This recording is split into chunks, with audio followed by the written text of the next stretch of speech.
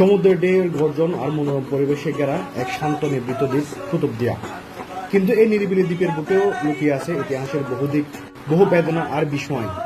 কুতুবদিয়া দ্বীপ কক্সবাজার জেলার অন্তর্গত একটি মনোরম ও প্রাকৃতিক সৌন্দর্য ভরপুর স্থান। আপনি যদি কুতুবদিয়া যেতে চান তাহলে প্রথমে আপনাকে আসতে হবে মংনামা ঘাটে। চট্টগ্রাম কক্সবাজার থেকে সরাসরি মংনামা উদ্দেশ্যে গাড়ি পাবেন। মংনামা আসার পর বরগুট ঘাট ও দরবার ঘাটে দুদিকে পার হতে পারবেন। জেডি কার্ডে 5 টাকা 5 টাকা করে 10 টাকা এবং ডেনিশ বোর্ডে ভাড়া নেবে 30 টাকা এবং স্পিড বোর্ডে ভাড়া নেবে 80 টাকা। কুতুব শরীফ দরবার কুতুবদিয়া দ্বীপে ধর্মীয় ও ঐতিহাসিক দিক দিয়ে অত্যন্ত গুরুত্বপূর্ণ স্থান। প্রতি বছর হাজার হাজার ভক্ত ও দর্শনার্থী এখানে উরস ও অন্যান্য ধর্মীয় অনুষ্ঠানে অংশ নিতে আসেন। সাধারণত ভক্তদের জন্য বিনামূল্যে থাকার ব্যবস্থা আছে। প্রতি বছর উরসের সময় দূর দূরান্ত থেকে আসা হাজার হাজার ভক্তদের জন্য অস্থায়ী প্যান্ডেল বা তাঁবু স্থাপন করা হয় খোলা আকাশের নিচে। দরবারে প্রতিদিন বা বিশেষ দিনে লঙ্গরখানায় সাদামাটা খাওয়ার ব্যবস্থা থাকে। ভাত, ডাল, সবজি এবং মাঝে মাঝে মাংসও থাকে। কুতুবদিয়ার নামটা এসেছে একজন প্রখ্যাত সুফি সাধকের নাম থেকে। তিনি এই দ্বীপে এসেছিলেন ইসলাম প্রচারের জন্য। এক সময় এই দ্বীপ ছিল সম্পূর্ণ আলাদা একটি চর, যেখানে ধীরে ধীরে জনবসতি গড়ে ওঠে। বলা হয় প্রাচীনকালে আরব ও পারস্যের বণিকেরা এই দ্বীপকে যাত্রা বিরতির স্থান হিসেবে ব্যবহার করতেন। সমুদ্রের বুক চিরে দাঁড়িয়ে থাকা একটি দ্বীপ কুতুবদিয়া।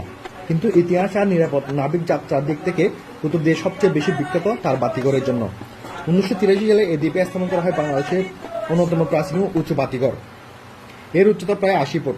সমুদ্রগামী জাহাজের জন্য একটি অমূল্য দিক নির্দেশক। প্রতিদিন ভ্রমণ পিপাসুরা আসে এই বাতিঘরের পাশে দাঁড়িয়ে সমুদ্র দেখার জন্য, ছবি তোলার জন্য এবং কল্পনা করে শত বছর আগের সেই দৃশ্যটা।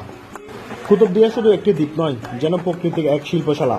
আর এই শিল্পশালার সবচেয়ে জলের সৃষ্টি হচ্ছে লবণের মাঠ। শীত মৌসুম এলে কুতুবদিয়ার বিস্তীর্ণ সমতল জমি যেন রূপান্তরিত হয় এক সাদা চকচকে মরুতে। জমির জুড়ে ছড়িয়ে থাকে সাদা লবণ। সূর্যের আলো চিকচিক করে ওঠা সাদা লবণ যেন মাটির উপরে এক বিশাল আয়না। বাংলাদেশের উৎপাদিত লবণের একটি বিশাল অংশ আসে এই দ্বীপ থেকে। হাজার হাজার পরিবার এই লবণ চাষে জীবিকা নির্বাহ করে। শত শত চাষি লবণের মাঠে কাজ করছে, হাতে নাঙ্গল, মাথায় গাম আর পায়ে সাদা সাদা লবণ লেগে আছে। তাদের এই কঠোর পরিশ্রমের ফলে আমাদের ঘরে আসে প্রতিদিনের খাবারের সবচেয়ে গুরুত্বপূর্ণ উপাদান লবণ। দ্বীপের পশ্চিম উপকূল জুড়ে প্রায় 16 কিলোমিটার দীর্ঘ এই সৈকতটি পর্যটকদের জন্য এক নির্জন ও শান্তিপূর্ণ গন্তব্য। এখানে গাংচিলের উড়াউড়ি, লাল কাঁকড়ার চলাফেরা, সমুদ্রের মধ্যে গোসল এবং সূর্যাস্তের অপূর্ব দৃশ্য উপভোগ করতে পারবেন সবাই। কুতুবদিয়া আসতে থাকার কোনো অসুবিধা হবে না, কেননা বরগুট বাজারে রয়েছে ভালো মানের হোটেল সমুদ্রবিলাস। এখানে থাকার খরচ তুলনামূলকভাবে কম এবং রুমে বসে সমুদ্র উপভোগ করতে পারবেন। ইতিহাস, বিশ্বাস, সংগ্রাম আর সৌন্দর্যের এক অপূর্ব মিলন মঞ্চ হচ্ছে আমাদের কুতুবদিয়া। একবার কুতুবদিয়া আসলে আপনি শুধু সমুদ্র দেখবেন না, শুনবেন ইতিহাসেরও গর্জন।